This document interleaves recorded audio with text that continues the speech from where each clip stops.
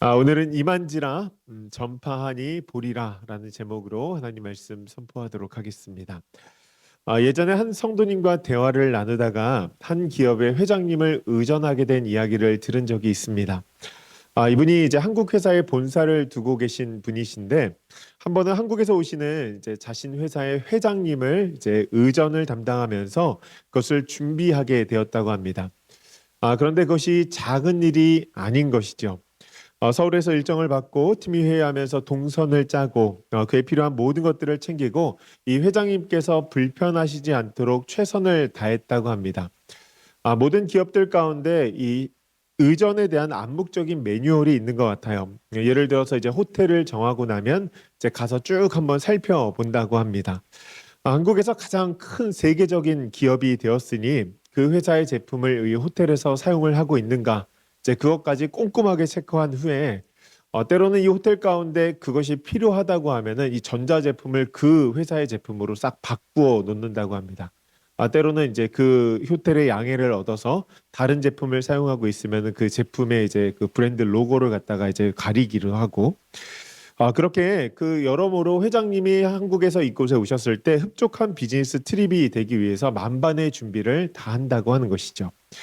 제가 그 얘기를 들으면서 참 대단하다라는 생각을 했습니다. 그리고 한편으로는 저 자신 스스로를 좀 돌아보는 시간을 가지게 되었는데 이 땅에 직위가 높은 사람이 온다고 해도 저렇게 준비를 열심히 하는데 하늘에 전능하신 분이 이 땅 가운데 오신다고 하는데 우리는 어떤 준비를 하며 삶을 살아가는가라는 생각을 하게 된 것이죠. 여러분, 우리가 보내고 있는 이 대림절의 시간은 예수님이 이 땅에 오신 것을 기억하며 다시 오실 예수님을 기다리는 소망의 시간입니다. 교회 절기를 통하여서 우리가 이 시간을 보낼 수 있다는 것은 너무나 귀한 일이죠.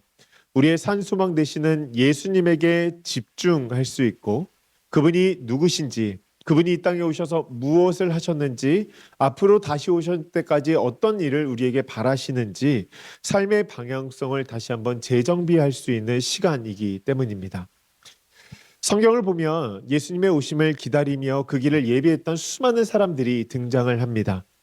그중 하나가 오늘 본문에 나오는 세례 요한이라고 하는 인물입니다. 요한의 삶을 보면 예수님을 기다리며 예비하는 삶이 무엇인지에 대해서 아주 분명하게 이야기하는데 요한의 삶을 이 세 단어로 이야기할 수 있을 것 같아요. 첫 번째로 임한지라, 두 번째로 전파하니, 세 번째로 보리라. 우리 한번 같이 해볼까요? 임한지라, 전파하니, 보리라. 아멘. 여러분, 이 세 단어에는 공통점이 있습니다. 무엇이냐면 바로 동사라는 거예요. 성경은 신앙인의 삶을 그냥 명사형으로, 추상형으로 개념적으로 그리지 않고 있다는 것이죠. 동작을 나타내는 동사로 나타냅니다. 우리의 삶 가운데 그 믿음이 드러난다라고 하는 것이죠. 그렇기에 우리가 이 믿음을 가지고 있으면 그것은 반드시 우리의 삶의 모습으로 드러날 수밖에 없다라고 하는 것입니다. 여러분, 예수님을 소망하며 기다리는 삶은요, 하나님의 말씀이 임하는 사건으로부터 시작이 되어집니다. 그리고 그것을 전파했을 때 하나님의 구원의 역사를 보는 것으로 마무리되어진다는 것이죠. 우리는 임한지라, 전파하니, 보리라, 이 모든 것을 다른 동작으로 생각을 합니다. 그러니까 분리되었다라고 생각을 하죠. 그러나 말씀이 임하고 복음이 전해지고 구원의 역사가 일어나는 것은 하나님께서 행하시는 연속적인 사건이라는 것을 우리가 기억할 필요가 있습니다. 우리가 수영할 때 손과 발과 호흡이 함께 이루어져야지 앞으로 나아갈 수 있듯이 이 신앙인의 삶이 앞으로 나아가기 위해서는 임한지라, 전파하니, 보리라, 이것이 함께 이루어져야 된다라고 하는 것이죠. 여러분, 그것을 오늘 본문의 말씀을 통하여서 우리가 볼 수 있습니다. 본문 1절과 2절의 말씀을 보면 이렇게 기록이 되어져 있죠. 디베르 황제가 통치한 지 15째 해 곧 본디오 빌라도가 유대의 총독으로 헤롯이 갈릴리의 분봉왕으로 그 동생 빌립이 이두레와 드라고니 지방의 분봉왕으로 루사니아가 아빌렌의 분봉왕으로 안나스야 가야바가 대제사장으로 있을 때 하나님의 말씀이 빈들에서 사가랴의 아들 요한에게 임한지라. 아멘. 이 요한이 하나님의 말씀을 받고 사역을 시작했을 때를 그리고 있는데 무엇인가 정치적이고 종교적인 상황이 어떠했는지를 아주 명확하게 알려줍니다. 디베르 황제는 로마 제국의 2대 황제를 이야기합니다. 티베리우스 황제입니다. 그가 통치한 지 15년이 되는 해에 당시 빌라도는 유대의 총독으로 있었고 헤롯과 빌립과 루사디아는 유대 지방의 분봉 왕으로서 자리를 잡고 있었습니다. 그리고 안나스와 가야바가 대제사장으로 일을 하고 있었다는 거예요. 이런 말씀을 보니까 무엇인가 굉장히 스테이블한 느낌이 들지 않습니까? 정치와 종교가 매우 밀접하게 연결되어져 있고 체계적으로 조직적으로 잘 자리를 잡은 것 같은 느낌이 든다는 것이죠. 우리가 이 길을 통해서 느끼는 것이 무엇이냐면 당시 정치와 종교는 매우 밀접한 관계를 가지고 있었다는 것입니다. 로마는 유대인들을 통치하기 위해서 종교 지도자들이 필요했고 종교 지도자들은 이 유대교를 잘 유지시키기 위해서 정치 권력, 이 파워가 필요했다라고 하는 것이죠. 그러니 당시 대제사장이었던 안나스와 가야바의 파워가 꽤나 강했다라고 하는 것입니다. 그들이 그 권력을 가지고 사람들에게 하나님의 말씀을 온전히 전하며 백성들을 하나님께로 잘 인도해야 됐는데 그러지 못했습니다. 사람들은 영적인 갈급함을 가지고 성전을 찾았지만 그 성전에서 그들은 말씀을 얻을 수가 없었어요. 여러분, 이 말씀을 쭉 보다 보면 오늘의 본문이 이 사무엘의 시대와 굉장히 비슷해 보이지 않습니까? 사무엘서 3장 10장 말씀 보면은 3장 1절 말씀 보면 이렇게 기록이 되어져 있습니다. 아이 사무엘이 엘리 앞에서 여호와를 섬길 때 여호와의 말씀이 희귀하여 이상이 흔히 보이지 않았더라. 아멘. 여호와의 말씀이 희귀하여 이상이 보이지 않았다는 거예요. 요한이 살던 시대가 그랬습니다. 잘 건축된 성전에서 수많은 제사장들이 성전 봉사자들이 봉사를 했는데 매 시간 화려한 제사가 드려졌는데 하나님께서 그 제사를 받으시지 않았다는 거예요. 그 이유가 있죠. 제사장들과 성전 봉사자들이 타락하여서 하나님의 거룩을 훼손했기 때문입니다. 모든 영적인 질서를 무너뜨렸어요. 그러니 하나님께서 제사를 받고 싶어도 받으실 수가 없는 것이죠. 결국 하나님의 임재가 희귀해지고 말씀이 희귀해지는 성도들은 영적인 기근을 맛볼 수밖에 없었다라고 하는 것입니다. 그 시대의 요한에게 일어난 사건을 오늘 2절 말씀이 그리고 있는데 이렇게 기록합니다. 하나님의 말씀이 빈들에서 사가랴의 아들 요한에게 임한지라. 아멘. 말씀이 임한지라. 여러분, 말씀이 임한다는 것은 엄청난 축복입니다. 특별히 말씀이 희귀해서 이상이 잘 보이지 않는 시대 가운데 말씀이 임했다라고 하는 것은 사실 더할 나위 없는 복이죠. 전 우리 조이표교회 성도님들이 늘 말씀이 임하는 그 복된 삶을 살아가기를 주님의 이름으로 축복합니다. 신앙생활의 기초, 가장 기본은 말씀이 임하는 것으로부터 시작되어지기 때문이죠. 여러분, 이 예배 가운데 그 말씀이 임하는 역사를 맛보기를 주님의 이름으로 축복합니다. 말씀이 임하면 우리의 삶 가운데 어떤 사건들이 일어나게 되어질까요? 기분이 좋아지겠죠. 근데 한 가지 역사가 딱 일어났는데 그것은 무엇이냐면 사명이 주어지고 그와 동시에 심령의 회복이 일어납니다. 우리는 이 사명이 주어지고 회복이 이루어지는 것을 두 가지로 생각하는데 하나님은 하나의 사건으로 묶으신다라고 하는 거예요. 여러분, 이것을 잘 기억해야 됩니다. 구약의 5책을 모세가 기록했다고 해서 모세오경이라고 부릅니다. 창세기부터 신명기까지의 말씀인데 유대인들은 토라라고 하죠. 이 유대인들의 율법의 뼈대를 형성하는 말씀입니다. 이 말씀을 보면 이 모세가 이 땅 가운데에서 하나님 앞에 어떻게 쓰임을 받았는지 굉장히 자세히 잘 기록이 되어져 있어요. 이 지팡이 하나를 가지고서는 홍해를 가르고 또한 바위를 치니까 물이 터져 나오고 기도했더니 매일같이 만나와 메추라기가 떨어지고 엄청난 이적의 역사를 행하며 이스라엘 백성들을 이 가나안 땅 앞까지 끌고 갑니다. 모세는 자신의 사명을 굉장히 잘 감당했어요. 모세의 기록을 보면서 저는 예전에 그런 마음을 가졌습니다. 하나님, 저도 이렇게 능력의 종이 되어지고 싶습니다. 그런데 어느 순간 가운데 삶의 목표가 바뀌어 버렸어요. 그것은 바로 이 말씀 때문입니다. 여호와께서 모세에게 말씀하여 이르시되, 하나님의 말씀이 모세에게 임한 것이죠. 모세가루는 신기한 광경을 목격을 합니다. 떨기나무에 불이 붙었는데 나무가 타지 않는 거예요. 그 앞에서 모세는 하나님을 만나게 되어집니다. 성경은 그 상황을 이렇게 설명하죠. 출애굽기 3장 4절과 5절 말씀인데요. 하나님이 떨기나무 가운데서 그를 불러 이르시되 모세야 모세야 하시매, 내가 선 곳은 거룩한 땅이니 내 발에서 신을 벗으라. 하나님의 말씀이 모세에게 임한 것입니다. 그리고 그에게 이렇게 말씀하세요. 10절 보니까 이제 내가 너를 바로에게로 보내어 너에게 내 백성 이스라엘 자손을 애굽에서 인도하여 내리라. 아멘. 사명을 주신 것입니다. 그런데 저는 이 말씀을 볼 때 이 안에 숨겨진 하나님의 역사가 있다는 것을 깨닫게 되었어요. 그것이 무엇이냐면 바로 회복의 역사입니다. 모세는 원래 이 애굽의 공주에게 입양이 되어서 왕자로서의 삶을 살아갔죠. 애굽의 왕자였지만 자신의 민족에 대한 정체성과 책임 의식을 가지고 있었던 것 같습니다. 하루는 이 억압받는 동족의 모습을 보면서 그를 도와주고 싶은 마음이 생겼고, 그를 도와주려다가 실수로 이집트 병사 한 사람을 죽이게 됩니다. 그리고 그 인생이 혼돈 속에 블랙홀에 빠지게 되어지죠. 이 상황을 가만히 한번 생각해 보십시오.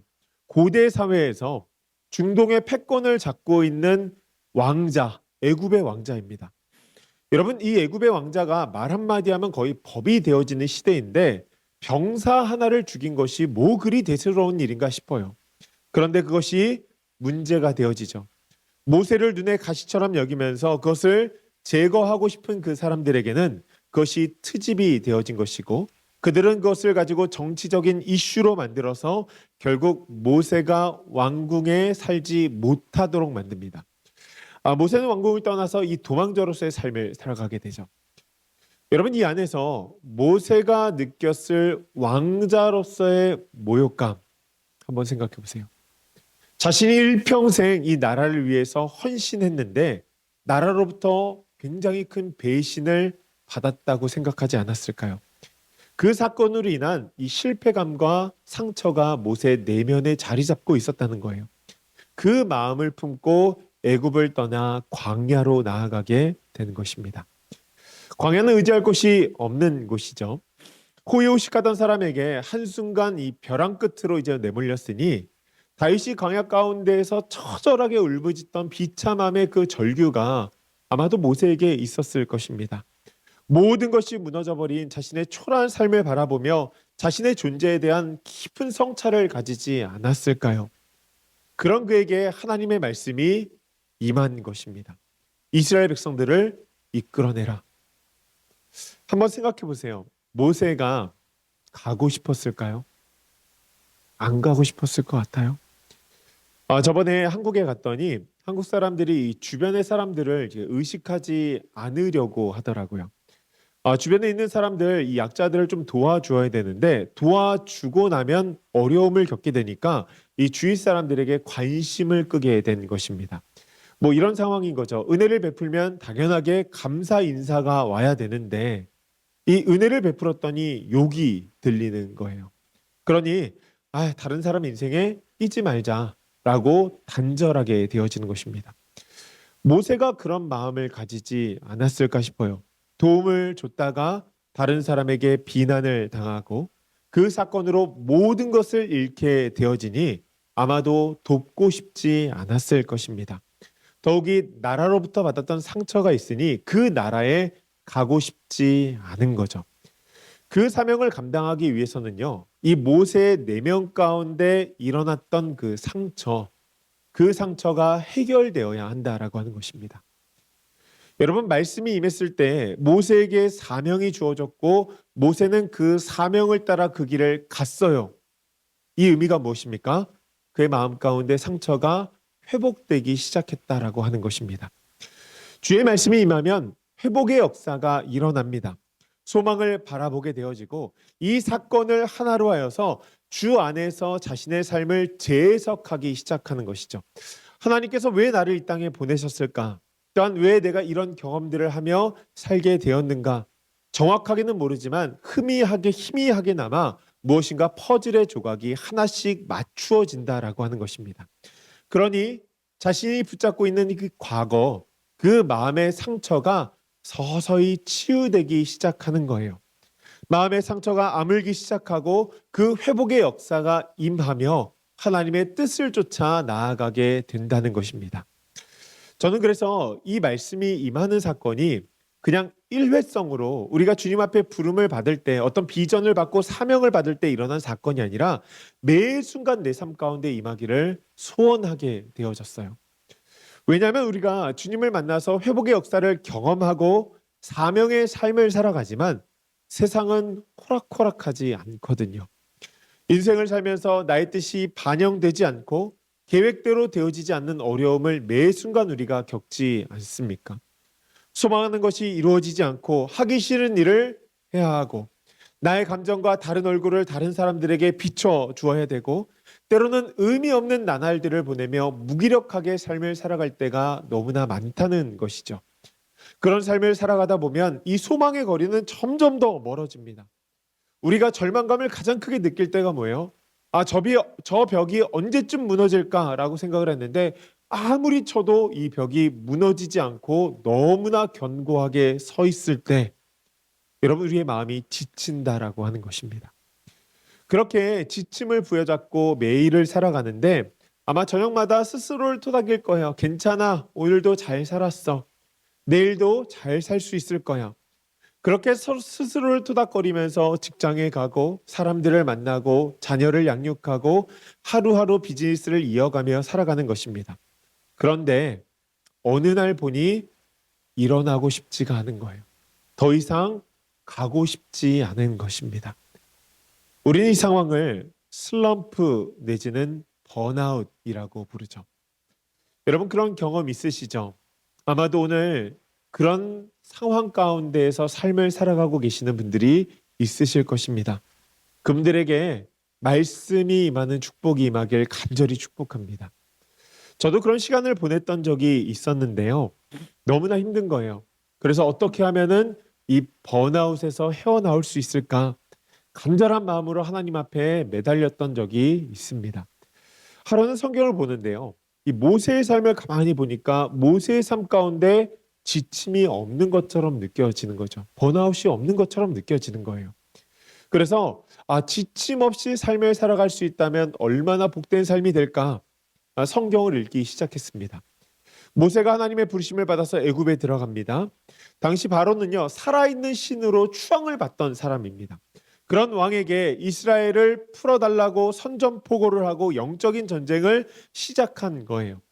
하나님께서 그 땅에 10가지 재앙을 하나씩 보여주십니다. 그런데 바로가 하나님 앞에 굴복하지 않아요. 그 마음이 점점 더 강팍해집니다. 하나님의 역사를 인정하지 않는데 아마도 그것을 바라보는 모세의 마음 얼마나 힘들었을까요? 매일같이 피가 마르고 살 떨리는 두려움이 있지 않았을까요? 내 힘과 능력으로 아무것도 할 수 없는데 하나님께서 지금 일을 하고 계시는데 바로의 마음이 점점 더 강팍해지니 이것이 되는 일인가라는 의심도 많이 들었을 것이고 아마도 모세가 내가 다시 광야로 돌아가는 것이 좋지 않을까라는 생각도 했을 것입니다. 그런데 10가지 재앙이 딱 10번째 재앙이 딱 일어났을 때 장자가 죽으며 바로가 모든 것을 포기하고 이스라엘 백성들을 풀어줍니다. 그렇게 승리의 기쁨이 영원하리라 생각했어요. 그러나 승리의 기쁨은 매우 잠깐이었습니다. 애굽을 나가자마자 위기는 시작되었고 광야를 걷는 모든 발걸음이 위기였다라고 하는 것입니다. 홍해 앞에 도달했는데요. 뒤에서 막 애굽의 병사들이 추격해 오는 거예요. 혼비백산한 이스라엘 백성들이 막 그때부터 모세를 원망하기 시작하는데 이 원망이 어디까지 갑니까? 가나안 땅에 들어갈 때까지 원망합니다. 매일같이 기적을 체험하면서도 작은 어려움 하나만 생기면 모세 앞에 와서 그렇게 모세 탓을 하고 하나님을 원망하며 삶을 살아가는 것이죠. 그런데 모세의 입장에서 한번 가만히 생각해 보세요. 모세가 하나님 앞에 기도할 때 하나님 제가 리더가 되겠습니다. 저를 보내주소서 이러지 않았거든요. 자원한 게 아니라고 하는 것입니다. 이 사건은 백성들의 기도로부터 시작되었어요. 하나님 못 살겠습니다. 저희를 좀 구원해 주십시오. 그렇게 간구했고 그 응답으로 하나님께서 모세를 불러서 백성들에게 보내주신 거예요. 그렇게 사망의 도시로부터 그들이 탈출하게 되었다는 것입니다. 그럼 모세는 백성을 돕기 위해 온 사람이죠. 그 삶 가운데 어려움이 있다라고 한다면 오히려 백성들은 나의 기도로 모세가 왔는데 저 사람이 와서 우리와 함께 고생을 하고 있으니 저 사람을 좀 위로해 줘야 되겠다. 저 사람을 도와줘야 되겠다. 저 사람이 얼마나 힘들까. 이렇게 모세에게 미안해해야 되는 것, 모세를 좀 더 생각하는 것이 정상적인 사람의 생각입니다.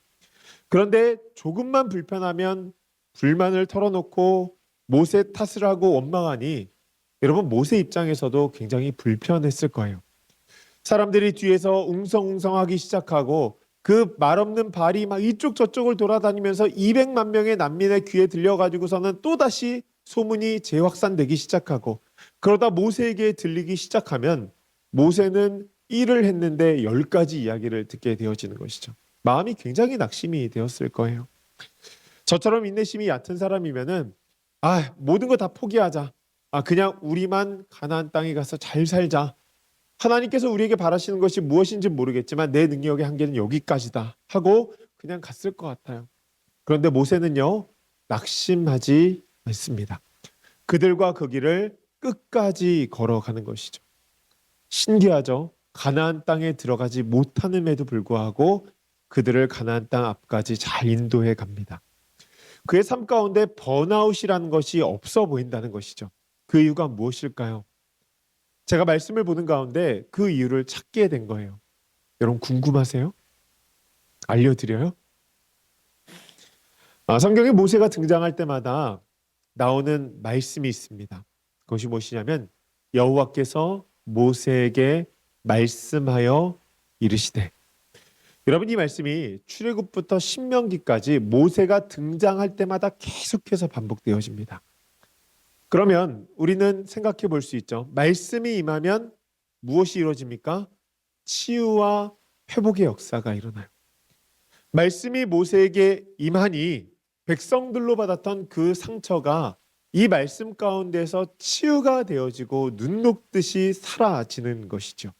그와 동시에 다시 사명의 길을 한 발짝씩 걷게 되어지는 것입니다.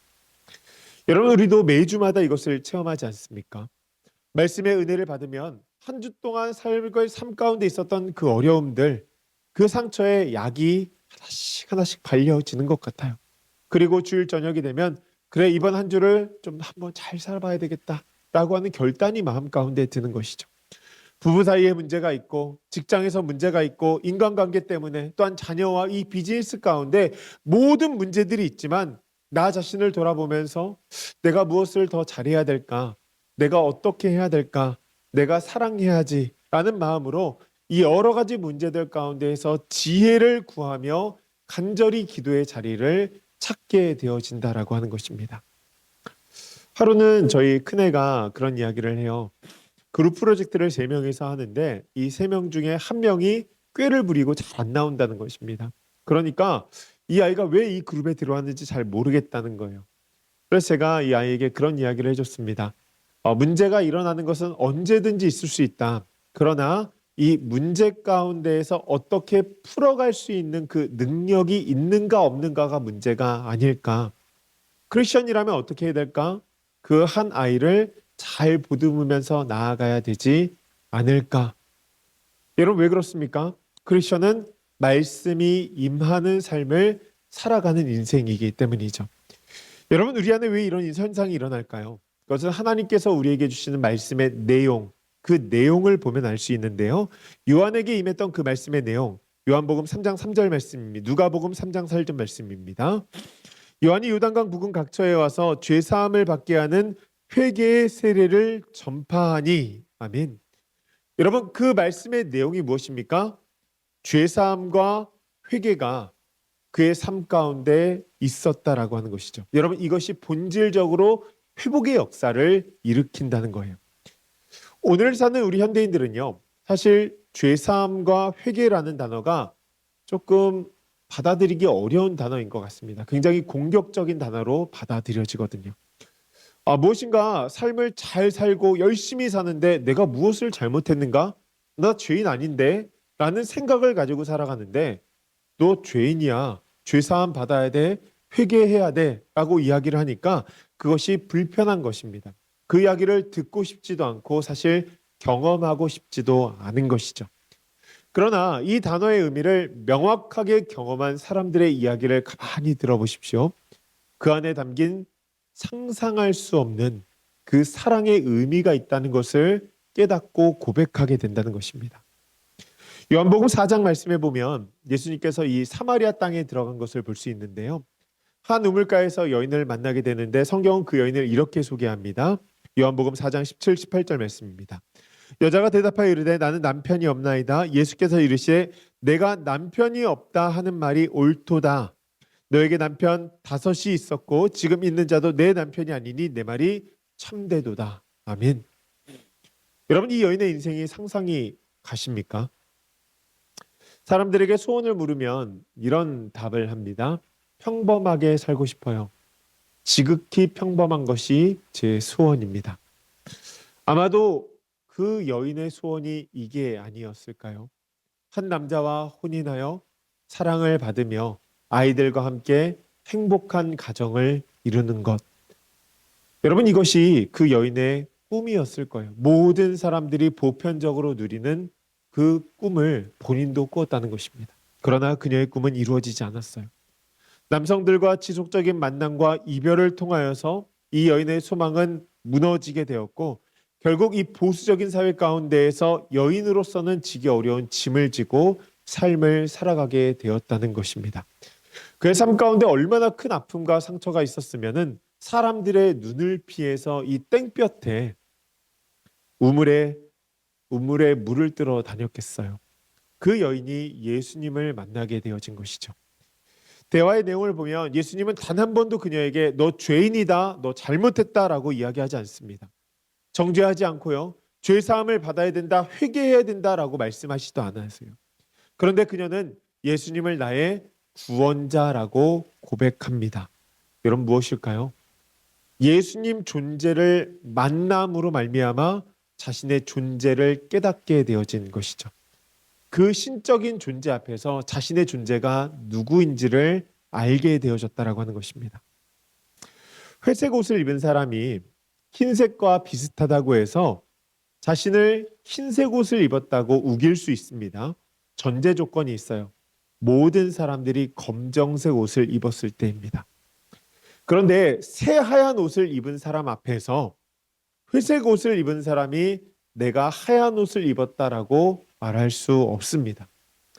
여러분, 회색 옷은요, 흰색 앞에서 그 색깔의 정체성, 이것을 명확하게 드러낼 수밖에 없다는 것이죠. 이 여인과 예수님의 만남이 그러지 않았을까요? 세상에서 볼 수 없었던 그리스도, 이 땅의 신이신 그분이 내 앞에 섰는데 자신의 존재가 회색이었구나라는 것을 느껴지게 된 것이죠. 그분과의 만남을 통하여서 자신의 삶을 리플렉트하게 되어지고 자신에게 절대적으로 그분이 필요하다는 사실을 고백하게 되어진 것입니다. 더욱이 그분이 나의 죄를 해결하기 위해서 이 사마리아 땅까지 오셨다라고 하니 그 사실이 너무나 감사하게 느껴지는 것이죠. 여러분, 이것이 회복의 본질적인 역사입니다. 뭐예요? 자기의 존재에 대해서 알게 되어지는 거예요. 이후의 여인의 모습을 보면 이렇게 기록이 되어져 있습니다. 여자가 물동이를 버려두고 동네로 들어가서 사람들에게 이르되 내가 행한 모든 일을 내게 말한 사람을 와서 보라. 이는 그리스도가 아니냐 하니. 아멘.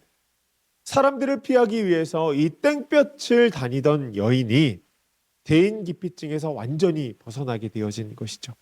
그리고 사람들에게 메시지를 전하기 시작합니다. 내가 행한 모든 일을 내게 말한 사람을 와서 보라.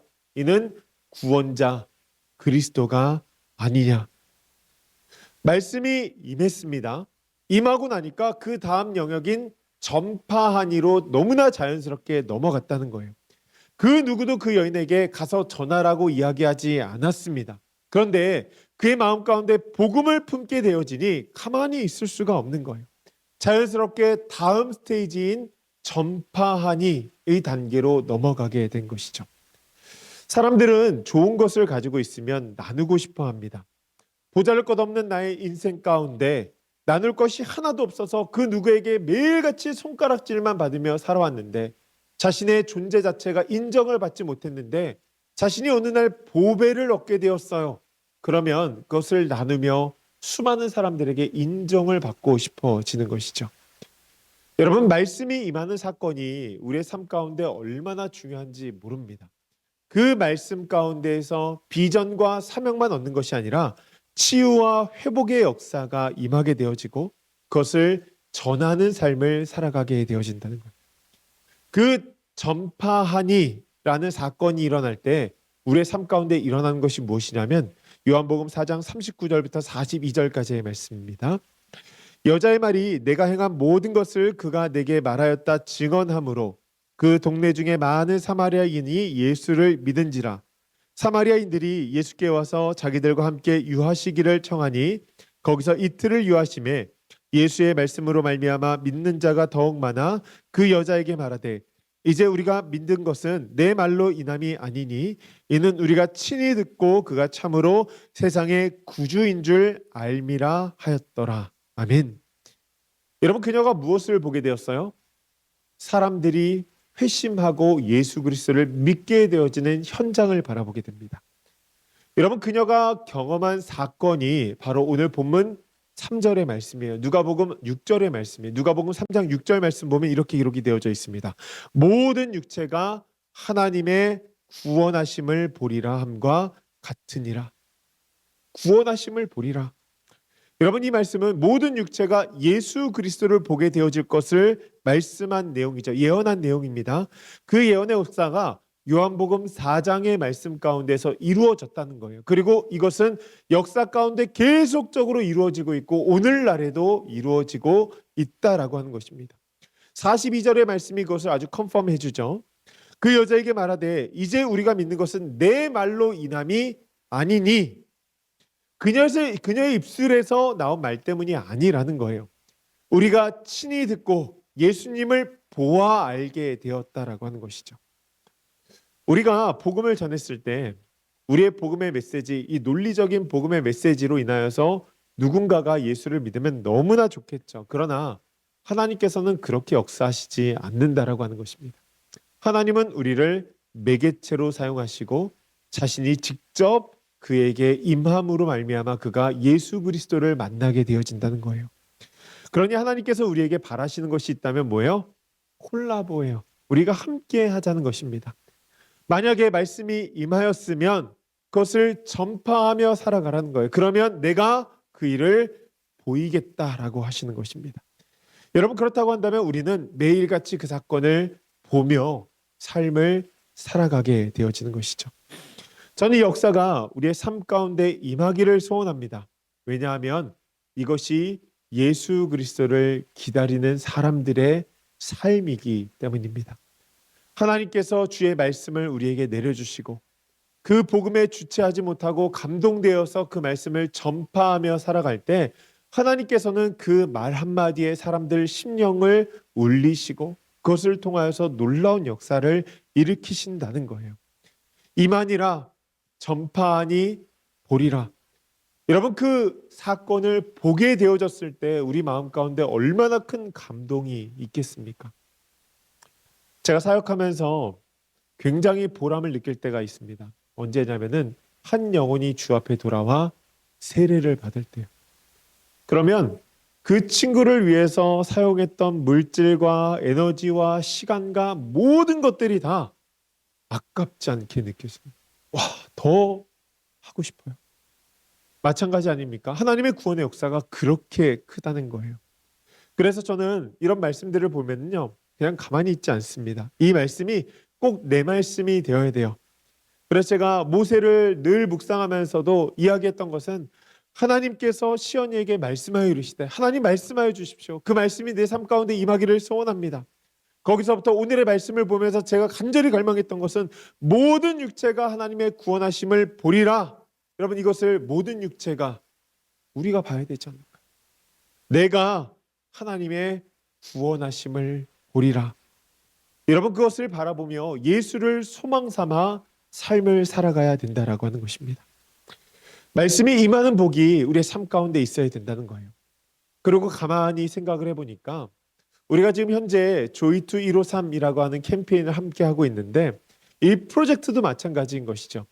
누군가에게 리치아웃이 되어진다는 것은 그 전에 하나의 사건이 일어나야 돼요. 하나님의 말씀이 임해야 한다라고 하는 것입니다. 여러분, 이 조이투 153은요. 내가 지금 말씀이 임하는 삶을 살아가고 있는가라는 것에 대해서 사실 한번 생각해 볼 수 있는 시간 아닙니까? 말씀이 임하면 전파하게 되어지고 하나님께서 구원의 역사를 보리라 말씀하여 주셨는데 이것이 각자 떨어진 것이 아니라 하나로 연결되어져 있다라고 하는 거예요. 그렇다고 한다면 우리가 리치아웃을 하게 되어지는 것은 그냥 우리의 능력으로 우리의 힘으로 되어지는 것이 아니라 하나님의 말씀이 임하여졌을 때 우리의 삶 가운데 풍성한 감동이 있을 때 자연스럽게 전파가 이루어진다는 것이죠.